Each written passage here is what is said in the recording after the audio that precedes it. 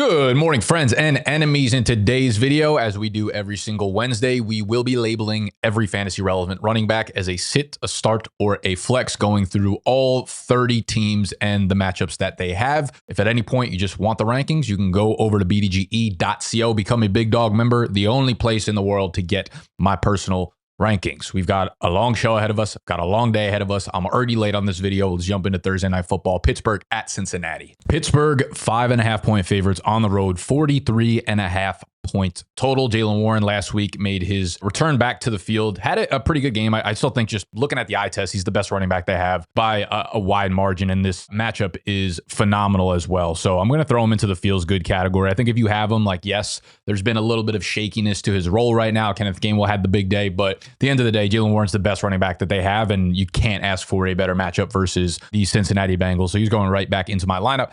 Chase Brown, you know, Joe Flacco injected a little bit of life into this team. I don't think it's really going to translate to the running game. I think Chase Brown's efficiency numbers on the ground have looked better over the last 3 games as compared to the first 3 games. So maybe they are starting to sink a little bit more as an offensive line. That being said, I also think the Steelers' defensive numbers are extremely skewed to the beginning of the season when most of their defensive players were injured. Speaking of, let's look at the practice reports for today. We have DNPs for Calvin Austin, so it looks like he's going to be out again. Trey Hendrickson is going to be likely out for this one. He was DNP on Monday, DNP on Tuesday. Maybe he gets back to a limited practice on Wednesday and can suit up, but that would obviously be another huge loss to this Cincinnati defense, and he's like basically their only good player at this point. So that would be pretty big for them. You have Mike Gesicki and Tanner Hudson trending towards not playing, so opening up more tight end slots for Noah Fant. But for the running game, Chase Brown, listen, Vegas keeps telling me that his line should be around 62 yards and that his touchdown prop is almost near even. We're not seeing that, so there's just no way I feel like he's a dub flex in my lineup right now. Like, of course, you can start him if you need to, and you might not have any better running back options, but he's going into the shaky flex category. For me, he will be ahead of Kenneth Gainwell, who's also going to dip into there because Kenneth Gainwell just catches a lot of passes, and anytime you're playing against a team like the Bengals, you're typically going to just see a ton of running back touches overall for the team. So I could see a world where Jaylen Warren gets 15, 16 touches. Kenneth Gainwell gets 6 to 8, 3 or 4 of them coming by way of the air. Caleb Johnson getting a little bit more involved. Maybe just a little breakout for him. Stash Caleb. Stash the GOAT. We got Rams at Jacksonville, 9:30. This is the London game. This is a 3-point favorite spread for the Los Angeles Rams, 44.5-point total in this one. Blake Corum twisted up his ankle. Right now, Sean McVay is labeling both him and Puka as day-to-day. I think that probably puts them in the 49 category. Anytime I reference 51-49, it's 49 leaning towards those guys not playing.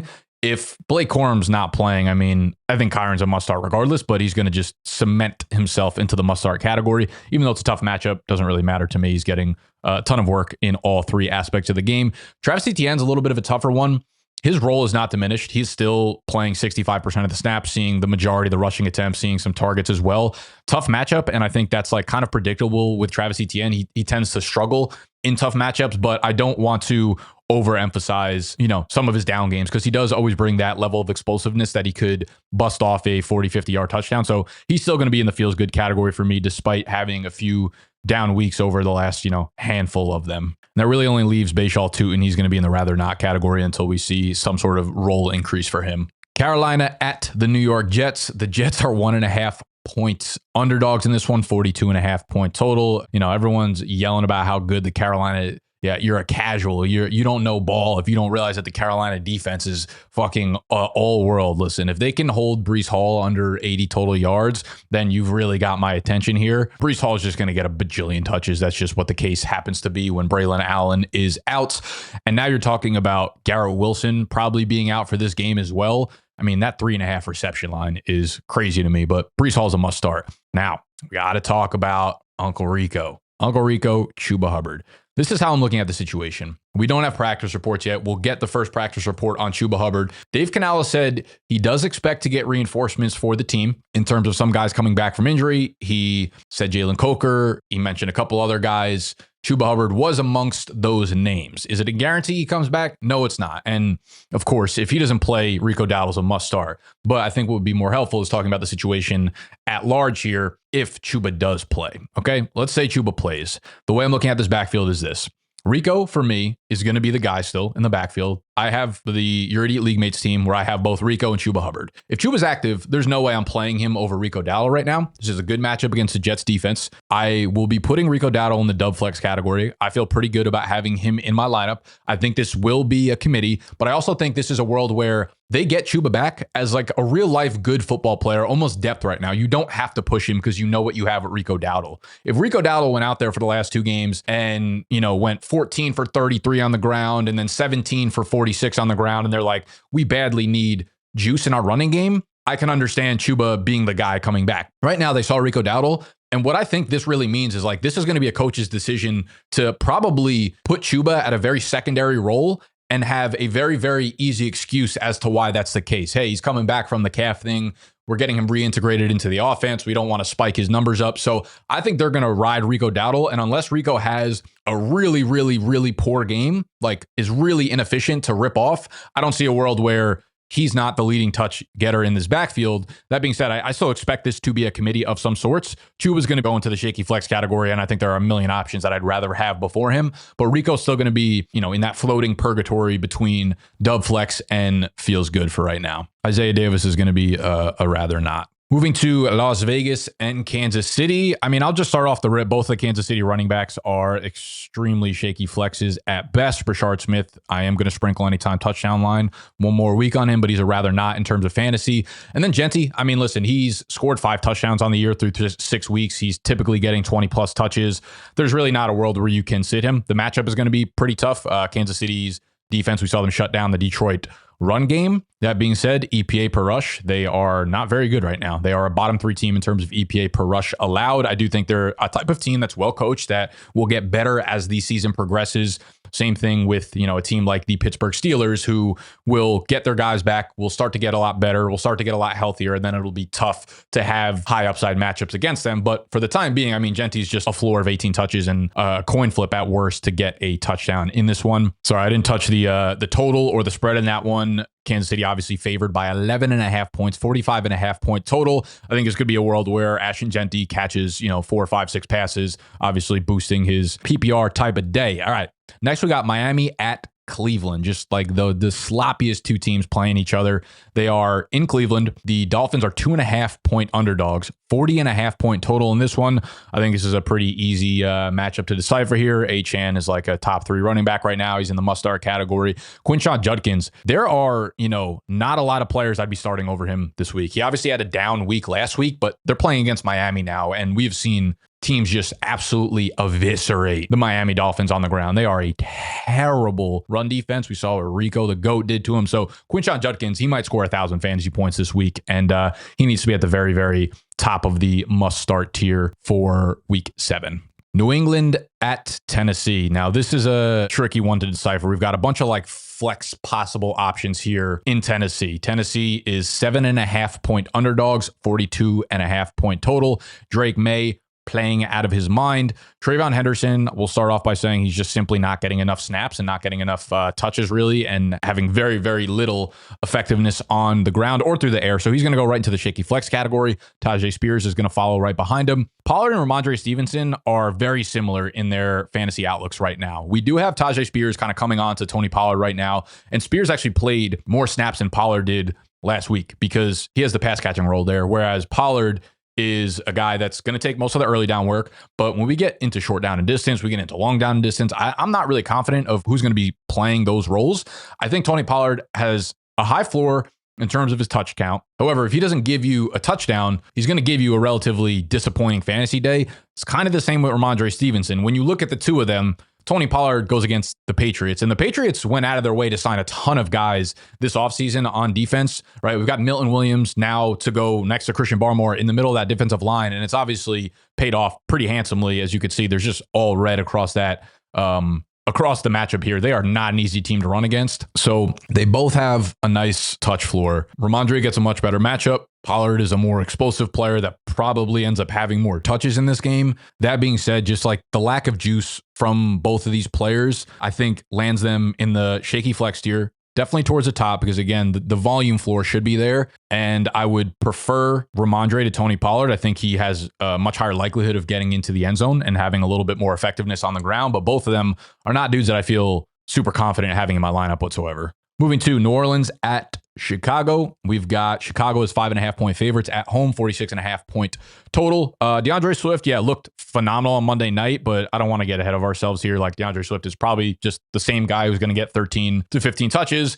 The offensive line was opening up insane holes for DeAndre Swift to just kind of burst through. I don't think he looked any different than he has all year. I've also been someone who I think has said that he's looked better than the mainstream has kind of painted him out to be. But I mean, this was kind of some of the thesis with Chicago is, right, brand new offensive system. Ben Johnson's bread and butter is the run game. Like, everything works through the success of the run game. Very creative with it. Looked really, really good. They also swapped their entire interior offensive line this offseason, right? Bringing in a ton of guard and center play here with Drew Dahlman, Jonah Jackson, Joe Tooney. And like, God forbid it took 4 or 5 weeks for things to start gelling. Like, this was the thesis of them bringing all these pieces in for it to start gelling and looking the way that it did on Monday night. So do I think it's going to play out like that for the rest of the season? Absolutely not. But DeAndre Swift versus New Orleans Saints, who have actually been a better run defense and probably been given credit for up to this point, I still think he's I feel good about having him in my flex.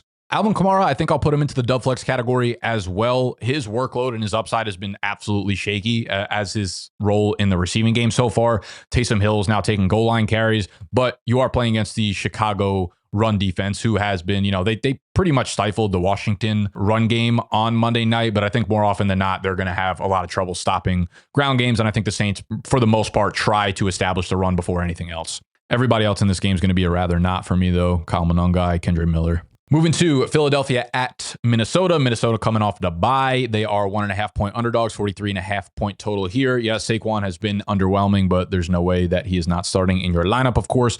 Jordan Mason, we do have at least one more week for Aaron Jones to be out and on the IR. So it will be Jordan Mason's backfield again. Now, Philly, their matchup, as you could see, a lot of green across the board. That being said, they got absolutely destroyed by Cam Scatterbo last week. And in week 1 by Javonte Williams, both games, the 2 games that Jalen Carter did not play. So I expect Jalen Carter, I believe, to be back for this one, which will be a huge upgrade to their run defense. It does feel like Quinyon Mitchell's probably going to miss this game, though, which would open things up for the passing game. And I will say, them losing Milton Williams in the middle of that defensive line is clearly taking a toll on the run defense here. So Jordan Mason, I think he's just going to go back to being the guy post-bye. Does he have the upside that we probably saw in the first week or so with Aaron Jones out? I think they played Cincinnati, so like it was a perfect storm of him, kind of breaking out. But I still think Jordan Mason, I feel really good about having him in my lineup if he's on my team. Xavier Scott's a rather not for me. And then just quickly touching on the quarterback situation, we don't have the reports or any news or anything about what's happening at the quarterback spot for Minnesota. We make this exact same video for wide receivers tomorrow, which I'll obviously have to dive in a little bit more depth. I'll have a single practice report for the week. We'll have more information about starting quarterbacks and wide receivers and things like that. So make sure you subscribe to the channel if you want to see that video as well. I think at this point, JJ McCarthy is probably healthy enough to play. I think there's a chance, though, that Kevin O'Connell comes out and says, oh, we're waiting till he's 100%. He's at 94% or whatever. And he kind of hides behind the health right now. So I still don't think it's a guarantee that JJ McCarthy starts this upcoming week, but I do think it's kind of 50-50. Regardless, I don't think either quarterback really affects Jordan Mason that much in the running back department. Obviously, it will be a little bit different for wide receivers. So again, we'll cover that tomorrow. Moving to Indianapolis at the Los Angeles Chargers. Jonathan Taylor goes right into the must-start category, of course. On the flip side, we do have the Chargers as 1.5-point favorites at home versus this Indy team that is red hot. Now, I'd imagine that's a lot to do with their secondary being completely banged up. Like, they almost lost to the Jacoby Brissett Arizona Cardinals here. So I understand the spread. They're going to be without Kenny Moore. They're going to be without Javarius Ward, like their top 2 cornerbacks here. So if that line looks fishy, that's probably why. We have Hassan Haskins and Kamani Vidal. Hassan Haskins, a much better odds to score a touchdown in this one because they probably expect him to just be the pure goal line back.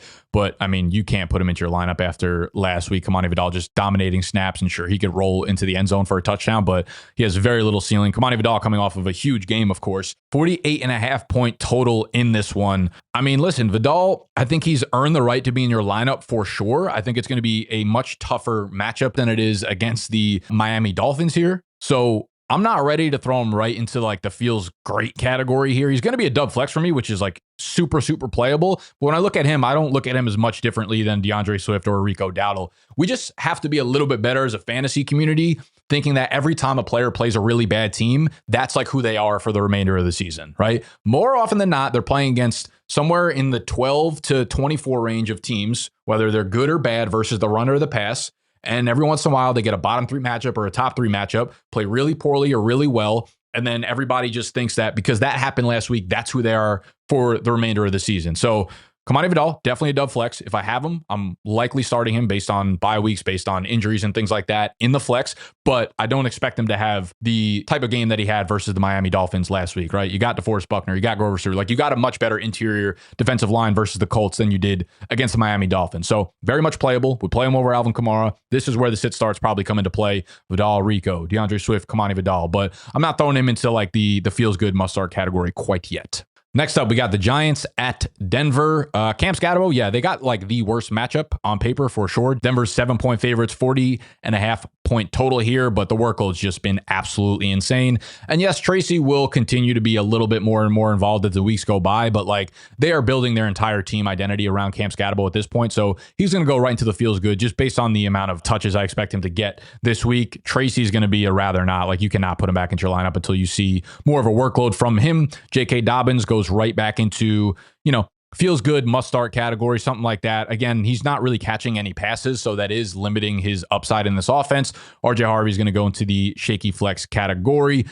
Dobbins did have his first like down game of the season, but he still got 15 touches, and he gets the New York Giants in this one, so I'm not overly concerned as 7-point favorites here. Next up, we got Green Bay at Arizona. Josh Jacobs is going right into the must-start category. The Cardinals, 6.5-point underdogs against Green Bay, who are really, really good against the run. 44.5-point total here. We're trying to decipher Zonovan Knight versus Michael Carter. I think both of them realistically are shaky flex plays. Like, I don't want either of them in my lineup. I would prefer Zonovan Knight to Michael Carter. I think he's going to be the starter. I think he's going to be the goal line back here. We don't know the quarterback situation yet. I think there's a good chance that Kyler does end up missing another game here, but we'll have to wait on the injury reports out of Arizona. I think Zonovan Knight will outtouch him. We'll have to see, if the game script goes really, really south quickly, Michael Carter will probably operate as the pass catching back here and could see a little bit of a spike overnight if the game script points that way. But for me, they're both shaky flex plays. I'd rather look elsewhere based on the matchup, but I would personally actually play Zonovan Knight over Michael Carter if I had to make that decision. Washington at Dallas. We've got Dallas as 2.5-point underdogs, 55.5-point total in this game. Holy shit. That is the highest total on the year. No doubt about it. Javonte Williams, yes, he had a down game, but he's going right back into my lineup. Did you see what DeAndre Swift did to this Commanders run defense? Javonte Williams had his first down game of the season. We're not overthinking this one. He's a must start. His Vegas lines are crazy. Ja'Cory Krosky-Moret, I'm going to feel really good about him again. Did have a little bit of a disappointing game against the Chicago Bears defense. He had the fumble, which is kind of uncharacteristic, and then there was a botched handoff between him and Jaden Daniels. Jaden Daniels gets that fumble. I know a lot of people have confusion about where the fumbles are credited in fantasy. The way it works is this. Whoever was the last player to have full possession of the football gets credited with the fumble. So if there's a botched exchange, even if it looks like it's the fault of the running back, the same way that when you're looking at a replay of a catch, the player has to have full possession, right? It's ball, make a football move, then you have possession. So the running back is almost never going to get credited with the fumble in the backfield on a botched handoff exchange. So anytime you got a running back, anytime you got a quarterback, the quarterback is typically going to get that unless it's like in their fucking gullet and they take a step or two. But Ja'Cory versus the Dallas defense, this is just a gaping hole of a defense. So I'm a little bit interested to see what happens with Chris Rodriguez because he didn't really practice at all last week. And then all of a sudden was active on game day, only played 2% of snaps. So obviously he's still very much injured. Maybe he's healthy by this game and does eat a little bit more into the workload. But if he's not, and if we just see the same workload from Ja'Cory Krosky-Moret, I mean, this could be a monster game from him against the Dallas defense. Jeremy McNichols caught a couple passes, but he's a rather not for me. Moving to the Sunday night game, Atlanta at San Fran. I love this. We're finally giving respect to the Atlanta Falcons, putting them on prime time weekly. We don't got to think too hard about this game. We got Bijan, we got C-Mac, both in the must starts, obviously at the very, very top of the tiers here.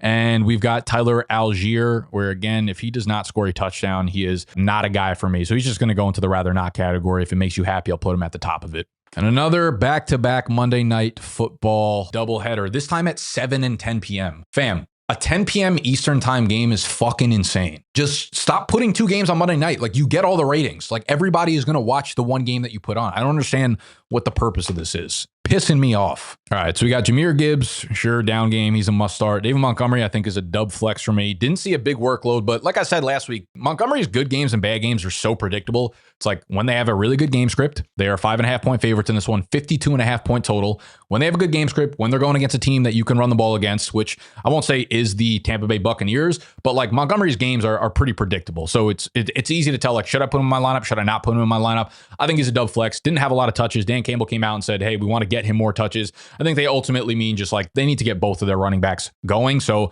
I'm not expecting a huge like changing of the guard in terms of the touch count, Gibbs versus David Montgomery. But I definitely think you can obviously have him in your lineup. He is always viable to get into the end zone. We're going to be without Bucky on the other side of things again, which puts Rachaad White into the must-start tier. I mean, he's getting insane number of touches week in and week out as Bucky has been sitting out here. The Detroit Lions run defense, who is 1, really good already, 2, is on pace to get Aleem McNeil back this week, which is a big, big, big difference in the interior of their defensive line, which is obviously already really good. So we could see a little bit of trouble for Rachaad White running the ball, but with all these weapons out, right, with Godwin out and Ibuka out and Evans maybe returning, I could see Rachaad White catching 5 or 6 passes in this game. So it doesn't really matter. Sean Tucker got a little bit of run, but it was just a touchdown that saved him. So he's a rather not for me. And then moving to the last Monday night game of the week, we've got Houston at Seattle. Seattle 3-point favorites, 41.5 point total. You have 2 teams with shaky backfields playing against good run defenses. Ultimately, whatever you think about all these guys' talents,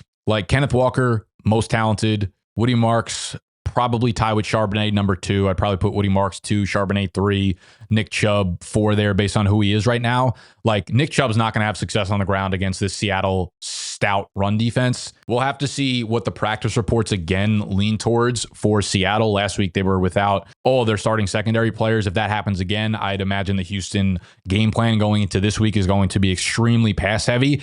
So for right now, like, all of them will every running back on this list will probably get 10 touches, 10 to 12 touches. If you want to try to gamble and figure out who's going to score the touchdown, that's good for you. But I don't feel great about any of these guys going into the dub flex category. So they're all going to find their way into the shaky flex. Woody Marks, Nick Chubb, Zach Charbonnet. If I had to rank them, Walker's always probably going to get the top ranked guy because he is talented. He's always liable to have, a big game and have a ceiling game and break out for big plays. Woody Marks would be the next guy for me. I know it was like a Chubb week last week, but I still think Woody Marks' skill set makes itself a lot more present in this game plan versus Seattle than Nick Chubb just shoving it up the middle over and over again. So it would rank for me Walker, Woody Marks, and then flip a coin between Chubb and Charbonnet. They're literally the same player with the same outlook going into this game. I'd probably take Charbonnet over Chubb just because I think the matchup is a little bit easier for the Seattle run game than it is for the Houston run game. And I trust their offense more than I do the Houston offense right now. All right, so that is every running back for every game this week. Let's go into poster mode. I know someone commented on that and wanted to see it. These are the final rankings for me in their tiers in their entirety. If you want all of my rankings, as always, you could find them on bdge.co. By the time you guys watch this video, they will be live on there. Running backs, wide receivers, flex, full PPR, half PPR, etc. bdge.co is where you can get the membership. You could also get it for free for the next 3 months if you go to our partner app or website, MGM. Deposit for the first time using code BDGE, play any slip on the MGM app, and they will give you a promo code for 3 months free on the bdge.co website for the Big Dog membership. All right, and that's it. I'll see you tomorrow on the wide receiver version of this video. I love y'all. Thank you for hanging out with me today. Smoke cheese.